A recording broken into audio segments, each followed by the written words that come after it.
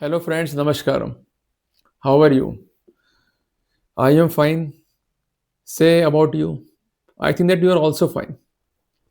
In today's class, I will discuss an important topic. First of all, we have to note down the topic.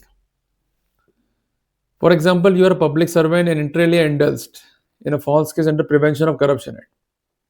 The department at inception will pass the order of suspension, and later on, if you are convicted, they will pass the order of termination. Now, two important question arises: whether they are bound to hear you. If you are not heard in that scenario, what will be the consequences? Whether order is liable to be sustained or liable to be set aside. So, in today's class, we will discuss the sad mood question with suitable illustrations and law point. First of all, we have to note down the judgment name. That is quite important on that subject.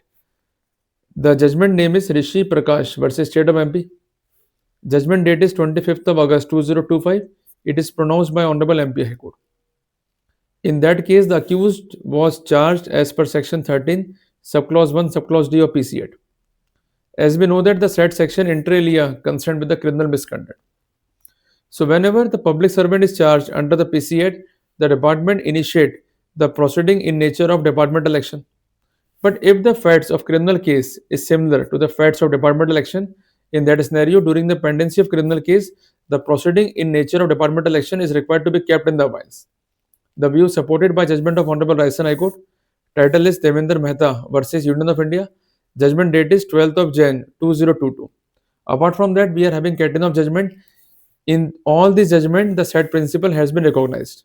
So simply we could say during the pendency of case under PC Act, the departmental action could be initiated, but if the facts of PC Act case are similar to the facts of departmental action case, in that scenario, during the pendency of case under PC Act, the proceedings in nature of departmental action are required to be kept in the abeyance.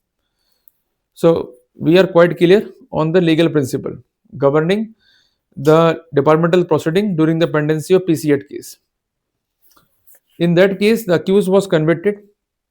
When the accused is convicted, he usually prefer an appeal before the Honorable High Court with SOS. SOS is called suspension of sentence.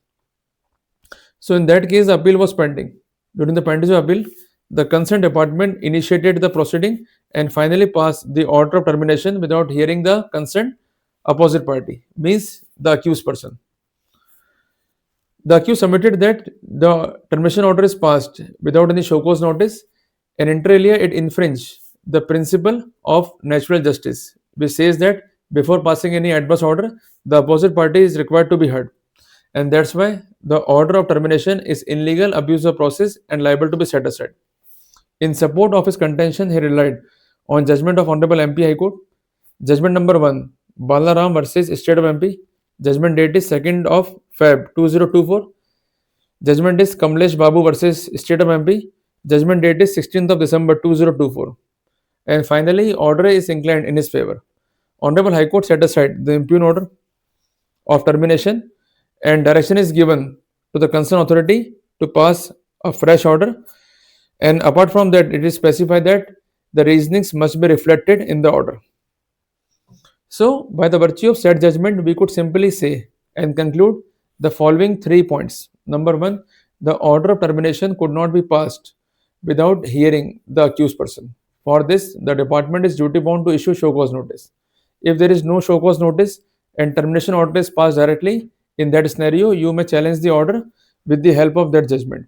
Number 2, if you are having a criminal case under PC Act, on similar fact, the departmental action could not be initiated during the pendency of criminal case under PC Act.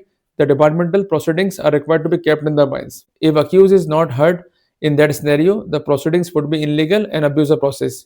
And 2 of them I specified you earlier as well. So whenever you are having the trouble, you may rely on these judgment. Simply, we could submit our objections before the concerned department. Department, if failed to consider our objections, then we may approach to Honorable High Court as per the protocol, so that we could challenge the order of termination by showing that it is passed without hearing us. On these counts, we could be succeeded before the competent court. So I think that I enlightened you on this subject more effectively. See you in the next video. Till then, Jai Hind, Jai Bharat.